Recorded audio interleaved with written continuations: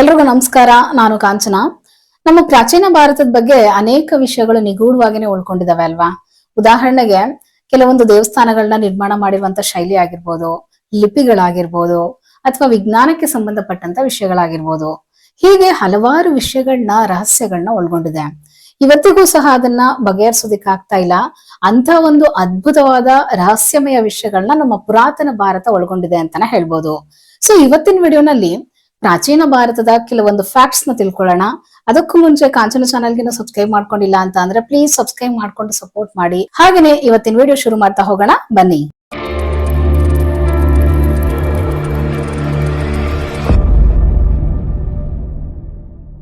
ಮೊದಲನೇ ಫ್ಯಾಕ್ಟ್ ಏನಂದ್ರೆ, ಸಿಂಧು ಕಣಿವೆ ನಾಗರಿಕತೆ ಬಗ್ಗೆ ನಾವೆಲ್ಲರೂ ಓದಿದೀವಿ ಅಲ್ವಾ. ಇದು ಸುಮಾರು 3300 BCE-ಯಿಂದ 1300 BCE-ನಲ್ಲಿ ಪ್ರಾಚೀನ ಸಮಾಜದಲ್ಲಿ ಹೆಚ್ಚು ಅಭಿವೃದ್ಧಿ ಹೊಂದಿದ್ದಂತ ಒಂದು ನಾಗರಿಕತೆ ಇದು. ಸೊ ಸಿಂಧು ಕಣಿವೆ ನಾಗರಿಕತೆ ಯಾವ ರೀತಿ ಅಭಿವೃದ್ಧಿ ಹೊಂದಿತ್ತು ಅಂತ ಅಂದ್ರೆ, ನಗರಗಳ ನಿರ್ಮಾಣ ಇತ್ತು, ಒಳಚರಂಡಿಗಳ ವ್ಯವಸ್ಥೆ ಇರ್ತಾ ಇತ್ತು, ಬಾವಿಗಳಿದ್ವು, ಪಬ್ಲಿಕ್ ರೆಸ್ಟ್ ರೂಮ್ಸ್ ವ್ಯವಸ್ಥೆ ಇರ್ತಾ ಇತ್ತು, ಕುಡಿಯೋ ನೀರಿನ ವ್ಯವಸ್ಥೆ ಮತ್ತೆ ಶೌಚಾಲಯದ ಅನುಕೂಲತೆಗಳು ಇರ್ತಾ ಇತ್ತು. ಮತ್ತೆ ಮುಖ್ಯವಾದ ಒಂದು ಅಂಶ ಏನಪ್ಪಾ ಅಂದ್ರೆ ನ್ಯಾವಿಗೇಷನ್ ಗೊತ್ತಿತ್ತು ಅವ್ರಿಗೆ. ಹೀಗೆ ಎಲ್ಲಾ ತರದಲ್ಲೂ ಅಭಿವೃದ್ಧಿ ಹೊಂದಿದ್ರು ಅಂತಾನೆ ಹೇಳ್ಬೋದು. ಮತ್ತೆ ಅವ್ರ ಲಿಪಿಗಳು ಅಥವಾ ಅವ್ರು ಬಳಸ್ತಿದ್ದಂತ ಬರವಣಿಗೆನ ಇನ್ನೂ ಕೂಡ ಅರ್ಥ ಮಾಡ್ಕೊಳ್ಳೋದಿಕ್ ಆಗ್ತಾ ಇಲ್ಲ. ಮತ್ತೆ ಹಾಗೇನೆ ಕೃಷಿ ಮಾಡ್ತಾ ಇದ್ರು, ನೀರಾವರಿ ವ್ಯವಸ್ಥೆ ಇರ್ತಾ ಇತ್ತು, ಹತ್ತಿ, ಚಿನ್ನ ಈ ತರದ ಅಮೂಲ್ಯವಾದ ಸರಕುಗಳನ್ನ ವ್ಯಾಪಾರ ಮಾಡ್ತಾ ಇದ್ರು. ಮತ್ತೆ ವಾಣಿಜ್ಯದಲ್ಲೂ ಸಹ ಮುಂದುವರೆದಿದ್ರು. ಆದ್ರೆ 1900 BCE-ನಲ್ಲಿ ಈ ಸಿಂಧೂ ನಾಗರಿಕತೆ ಅವನತಿ ಹೊಂದುತ್ತೆ ಅಥವಾ ಕಣ್ಮರೆ ಆಯ್ತು ಅಂತ ಹೇಳಲಾಗತ್ತೆ. ಕಾರಣ ಏನಿರ್ಬೋದು ಅಂತ ನೋಡೋದಾದ್ರೆ, ಕೆಲವು ಊಹೆಗಳ ಪ್ರಕಾರ ಪರಿಸರ ಅಥವಾ ಹವಾಮಾನ ಬದಲಾವಣೆಗಳಿಂದ ನಾಶ ಆಗಿರ್ಬೋದು ಅಂತ ಹೇಳ್ತಾರೆ, ಅಥವಾ ರಾಜಕೀಯ ಅಸ್ಥಿರತೆ, ಆರ್ಥಿಕ ಕುಸಿತದಿಂದ ನಾಶ ಆಗಿರ್ಬೋದು ಅಂತ ಹೇಳ್ತಾರೆ. ಅದೇನೇ ಆಗಿದ್ರು ಒಟ್ಟಾರೆ ಹೇಳೋದಾದ್ರೆ ಅತ್ಯಾಧುನಿಕ ಅಭಿವೃದ್ಧಿ ಹೊಂದಿದ್ದಂತ ನಾಗರಿಕತೆ ಅಥವಾ ಮೋಸ್ಟ್ ಅಡ್ವಾನ್ಸ್ಡ್ ಸಿವಿಲೈಸೇಷನ್ ಅಂತಾನೆ ಹೇಳ್ಬೋದು. ಮತ್ತೆ ಇದ್ರ ಬಗ್ಗೆ ಇನ್ನು ಸಂಶೋಧನೆ ನಡೀತಾನೆ ಇದೆ.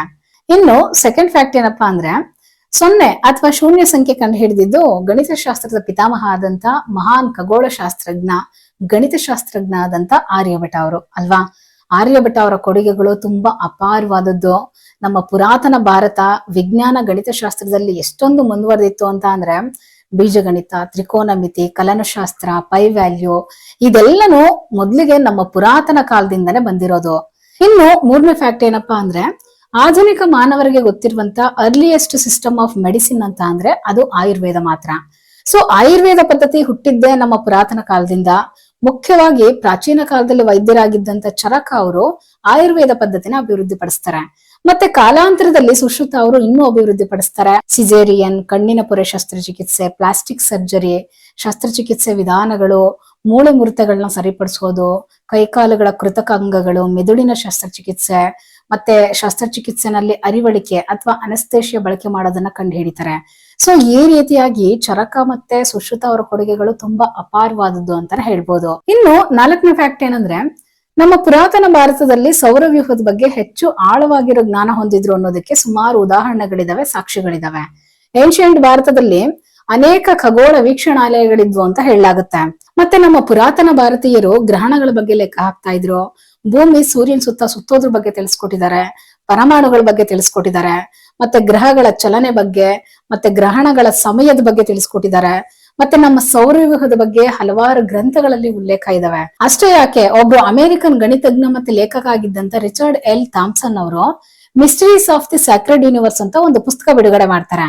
ಅದರಲ್ಲಿ ಪುರಾತನ ಭಾರತೀಯರು ಖಗೋಳ ಶಾಸ್ತ್ರದ ಅಧ್ಯಯನದಲ್ಲಿ ಮಾಸ್ಟರ್ ಆಗಿದ್ರು, ತುಂಬಾ ಜ್ಞಾನವನ್ನ ಒಳಗೊಂಡಿದ್ರು ಅಂತ ಹೇಳ್ತಾರೆ ಅವರು. ಸೊ ನಮ್ಮ ಪುರಾತನ ಕಾಲದಲ್ಲಿ ಸೌರವ್ಯೂಹದ ಬಗ್ಗೆ ತುಂಬಾ ಜ್ಞಾನವನ್ನ ಒಳಗೊಂಡಿದ್ರು ಅನ್ನೋದಕ್ಕೆ ಸುಮಾರು ಸಾಕ್ಷ್ಯಗಳಿದಾವೆ.